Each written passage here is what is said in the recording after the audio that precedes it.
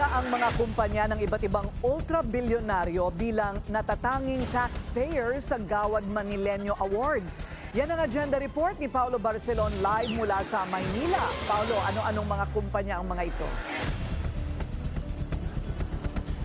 Magandang gabi, Corina. Kabilang sa mga nanalong natatanging taxpayers ng Maynila this year ay ang International Container Terminal Services Incorporated ng ultrabilyonaryong si Enrique Razon. Gayon din ang San Miguel Group of Companies ng ultrabilyonaryo na si Ramon Ang. Asian Terminals Incorporated ni ultrabilyonaryo Eusebio Tangco. Ang SM Prime Holdings ng ultrabilyonaryong C Family. Ang Pure Gold Prize Club ng ultrabilyonaryos na sina Lucio at Susan Co. Gayon din ang Maynila Water Services ng ultrabilyonaryong si Manny V. Pangilinan at ang Mega World Corporation ni ultrabilyonaryo Andrew Tan.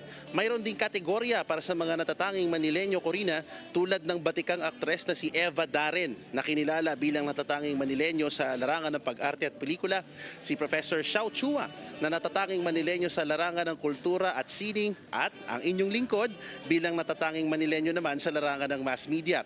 Layon ng mga parangal na kilalanin ng mga Manilenyong may malaking ambag sa kanilang mga larangan at nagdala ng iba't ibang fields of expertise sa buong bansa.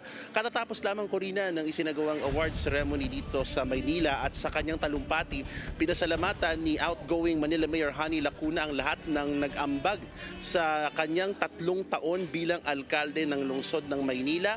At ito ang isa sa huling public events ni outgoing Mayor Lacuna dahil nga in 10 days ay magkakaroon ng change of leaderships dito sa kabisera ng bansa dahil magbabalik City Hall naman ang o si dating Manila Mayor, ngayon Mayor-elect Isko Moreno Domagoso. Corina? Maraming salamat at congratulations sa iyo, Paulo Barcelon. Maghihintay kami ng iyong palibre sa aming lahat.